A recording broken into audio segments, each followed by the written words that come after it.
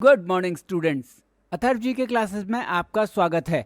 आज के वीडियो में हम इंडियन पॉलिटी पर बहुत महत्वपूर्ण क्वेश्चंस करेंगे, लेकिन उससे पहले जो पिछले वीडियो में मैंने क्वेश्चन पूछा था उसका उत्तर मैंने पूछा था कि उन दो अन्य व्यक्तियों के नाम बताइए जिन्हें 1954 में सी राजगोपालाचारी के साथ भारत रत्न का पुरस्कार मिला था। उत्तर है डॉक्टर सर्वपल्ली राधाकृष्णन और सी.वी. रमन। इन दोनों को भी पहला भारत रत्न 1954 में सी राजगोपालाचारी के साथ मिला था। डॉक्टर सर्वपल्ली राधाकृष्णन पहले भारत के उपराष्ट्रपति और दूसरे राष्ट्रपति थे और वो एक बहुत बड़े विद्वान और टीचर थे और उनके जन्मदिन यानी 5 सितंबर को भारत में टीचर्स डे के रूप में मनाया जाता है। सी.वी. रमन एक बहुत बड़े भौतिकविद थे जिन्हें नोबेल पुरस्कार से भी सम्मानित किया जा चुका था। अब शुरू करते हैं आज के प्रश्न। स्वतंत्रता पूर्व भारतीय संविधान सभा का विचार सर्वप्रथम किसने प्रस्तुत किया था? उत्तर है एम.एन. रॉय ने। भारत का संविधान बनाने के लिए भारत की संविधान सभा का चुनाव किया गया था और संविधान सभा का विचार दिसंबर 1934 में एम.एन. रॉय द्वारा प्रस्तावित किया गया था। एम.एन. रॉय भारत में कम्युनिस्ट आंदोलन की प्रेरणा भी थे। अगला प्रश्न है, संविधान सभा में किसने कहा था कि 26 जनवरी 1950 को भारत विरोधाभासों के जीवन में प्रवेश करने जा रहा है? उत्तर है डॉक्टर बी.आर. अम्बेडकर ने ऐसा कहा था। संविधान सभा में अपने समापन भाषण में डॉक्टर बी.आर. अम्बेडकर ने कहा कि 26 जनवरी 1950 को हम विरोधाभासों के जीवन में प्रवेश करने जा रहे हैं। राजनीति में हमारे पास समानता होगी और सामाजिक और आर्थिक जीवन में हमारे पास असमानता होगी। उन्हें ऐसा लगता था कि राजनीति में एक व्यक्ति एक वोट के सिद्धांत को मान्यता दी गई है, लेकिन सामाजिक और आर्थिक दृष्टि में एक व्यक्ति एक मूल्य के सिद्धांत को लोग नकारना जारी रखेंगे। डॉक्टर अंबेडकर ने दलितों को सामाजिक और आर्थिक जीवन में समानता की आवश्यकता पर जोर देते हुए अपनी ये बात कही थी। अगला प्रश्न है, भारत की संविधान सभा की उद्घाटन बैठक की अध्यक्षता किसने की थी? उत्तर है डॉक्टर सच्चिदानंद सिन्हा ने। डॉक्टर सिन्हा को संविधान सभा ने अस्थायी अध्यक्ष के रूप में चुना था। संविधान सभा की उद्घाटन बैठक 9 दिसंबर 1946 को हुई थी और 11 दिसंबर 1946 को डॉक्टर राजेंद्र प्रसाद को संविधान सभा के अध्यक्ष के रूप में चुन लिया गया था। अगला प्रश्न है, भारतीय संविधान के निर्माण के लिए भारतीय संविधान सभा के कितने सत्र आयोजित किए गए थे? उत्तर है 11 सत्र।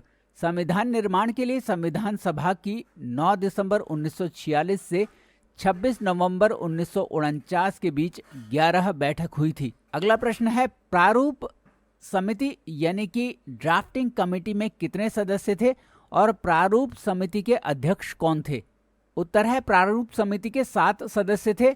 बी.आर. अम्बेडकर समिति के अध्यक्ष थे और अन्य सदस्य थे N. Gopalaswami Ayyangar, Alladi Krishnaswami Ayyar, doctor K M. Munshi, Mohammad Saadullah, B L. Mitter जिन्होंने कि माधव राव का स्थान लिया था और टी.टी. कृष्णमाचारी जिन्होंने कि डी.पी. खेतान का स्थान लिया था, जिनकी मृत्यु हो गई थी।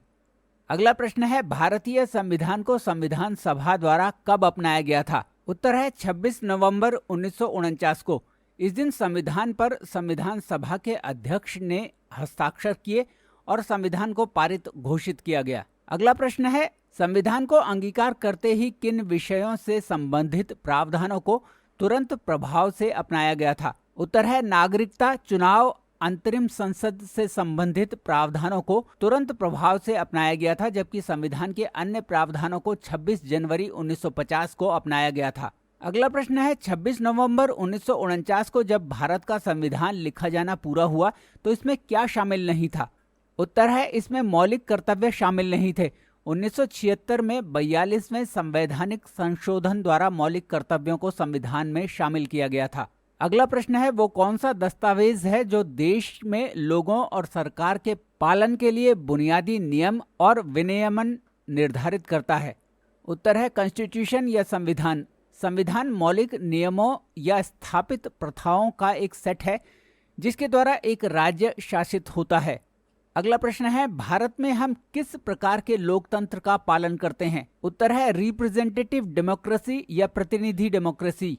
भारत रिप्रेजेंटेटिव डेमोक्रेसी का पालन करता है और रिप्रेजेंटेटिव डेमोक्रेसी में लोकतंत्र में लोग अपनी ओर से निर्णय लेने के लिए प्रतिनिधियों का चुनाव करते हैं, जैसे भारत में और यूएसए में होता है, और दूसरे तरह की डेमोक्रेसी होती है प्रत्यक्ष लोकतंत्र या डायरेक्ट डेमोक्रेसी, जिसमें कि लोगों को अपने देश के बारे में सीधे निर्णय लेने की शक्ति होती है। लोग सीधे कानूनों और नीतियों पर मतदान करते हैं, जैसे कि फ्रांस और स्विट्जरलैंड में है। तो स्टूडेंट्स, ये थे आज के पॉलिटी पर क्वेश्चन। आई होप आपको वीडियो पसंद आया हो। अगर ये वीडियो आपको पसंद आया हो तो इसे लाइक और शेयर ज़रूर कीजिएगा। और करंट अफेयर्स और जीके के लिए इस चैनल के साथ आप डेली सुबह 8 बजे ज़रूर जुड़िए। Thank you very much for watching this video.